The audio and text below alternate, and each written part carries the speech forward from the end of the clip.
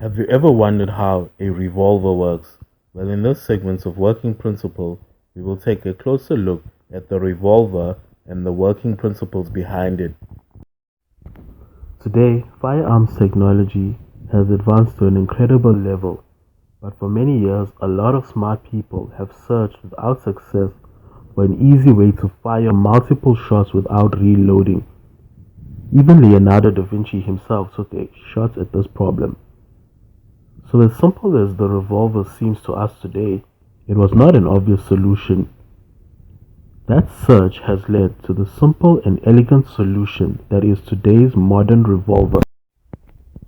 The way in which the revolver solves the problem of firing multiple shots in a single load is by using a cylinder that rotates in order to align a round of ammunition with the barrel of the gun. Once the shot is fired, it rotates another round in place. If we take a closer look at the rotating cylinder, we find that it has loading chambers into which the bullet cartridges can be placed.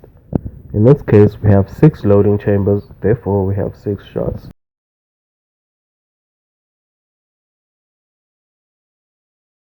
We will notice that as the trigger is pressed, the hammer pulls back and then flies back, hitting the firing pin as the shot is taken. This type of movement, in which only the trigger is pulled, occurs in double action revolvers.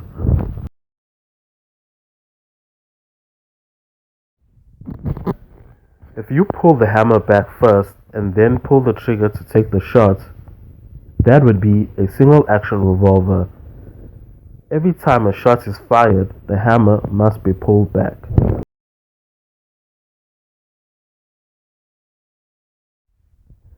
Let us take a closer look at the internal workings of the revolver. If we do so, we will find that the primary action of pressing on the trigger sets a few other components in motion.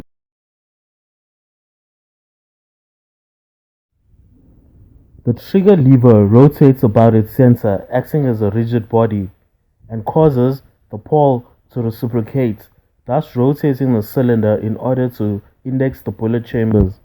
A ratchet mechanism at the base of the cylinder allows the pawl to rotate the cylinder. The motion in the trigger also induces motion in the hammer, as the edge of the trigger grabs onto the edge of the hammer.